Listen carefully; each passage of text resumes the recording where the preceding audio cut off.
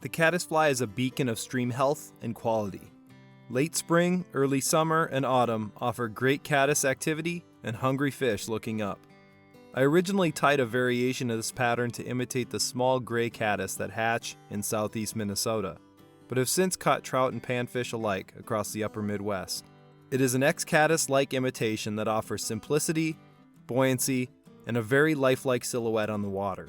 It's also one of the easiest caddis patterns you'll ever tie. Begin with a dry fly or scud hook of your liking. I'm using a size 16 Daiichi 1180. Pinch that barb before securing the bend of your hook in the vise.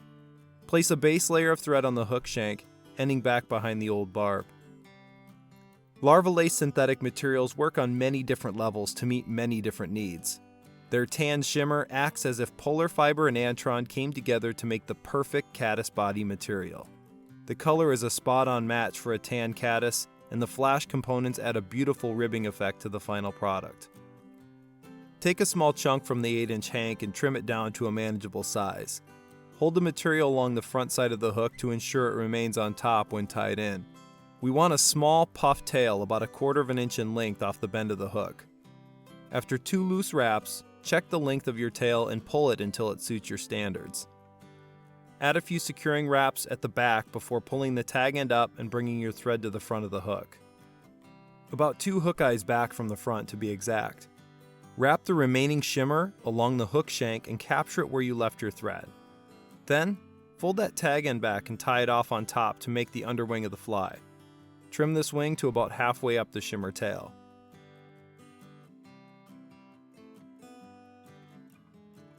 Next, a super simple trick to tying the perfect caddis wing every time.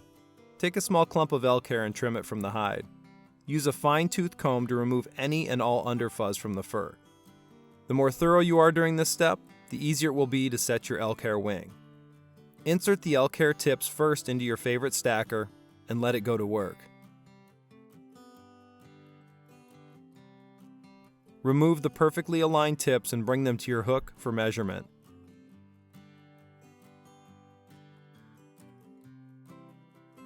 Make sure the wing is about the same length as your body, but a little longer isn't going to hurt anything.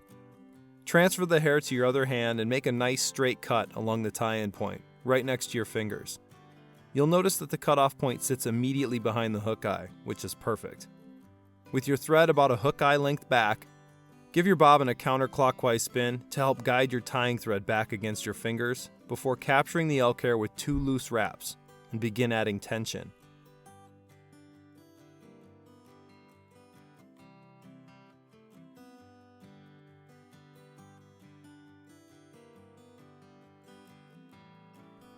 When the thread begins to disappear into the hair, add 1 more wrap and pull straight towards yourself with more tension this time, coaxing the head to flare up into a nice round ball.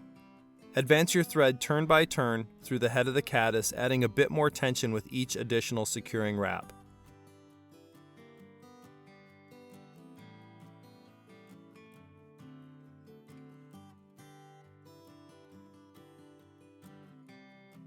No trimming of this head is necessary.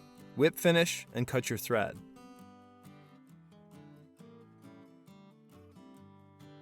A small amount of head cement or super glue is acceptable on the bottom side of this fly because it's going to float like a cork. This caddis is my go-to when fish are looking up. Fish it alone or with a dropper.